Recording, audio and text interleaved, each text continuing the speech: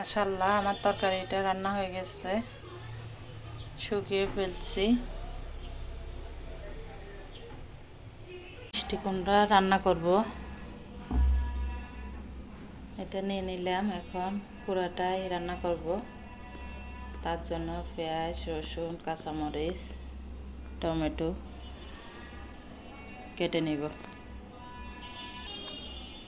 মাশাআল্লাহ আমার মিষ্টি কুমড়াটা অনেক হলুদ, রান্না করলে অনেক মিষ্টি। এমনি রান্না করা যাবে, মাছ দিতে হবে না, মাংস দিতে হবে না। মিষ্টি কুমড়াগুলো অনেক ভালো পড়ছে, সেই জন্য 5টা কুমড়া নিয়ে আসলো।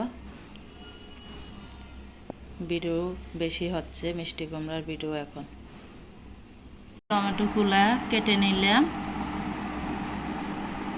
কাঁচামরিচ,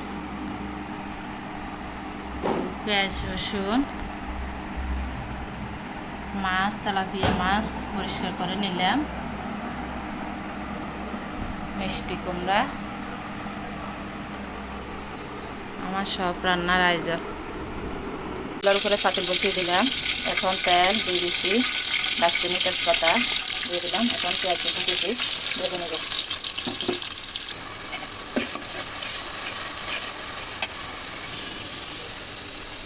দিয়ে দিলাম মরিচ, হলুদ, মশলা, লবণ।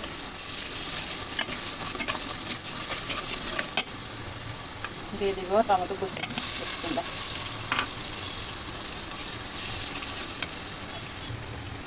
দিনের বেলা ভিডিও করবেন, দেখবেন ভিডিওগুলো সুন্দর হবে। এখন দিয়ে দিব মাছ। বিসমিল্লাহ। যখন নতুন নতুন আমি ভিডিও করতাম তখন আমার ভিডিও সুন্দর হতো না। আমার ফোনটা এত দামি না, 16,000 টাকা রেডমি। সৌন্দর্য হয়েছে নিজের থেকে, নিজের কাছে।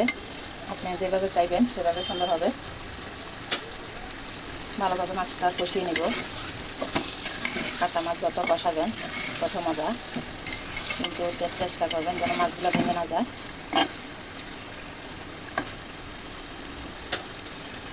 হালকা হাতে লাগতে হবে। মাছটা কষানো হয়ে গেছে, এখন মিষ্টি কুমড়াটা দিয়ে দিব। এখন দিয়ে দিব গরম পানি। এখন লাগতে গেলে মাছগুলো ভেঙে যাবে, লাগবো না। পানি দিয়ে একটা দিয়ে ধুয়ে দিব। আমি কিন্তু গরম পানি দিলাম। এখন আস্তে আস্তে লাগতে হবে। মাছটা উপরে তুলে নিলাম। কাঁচামরিচ কুচি,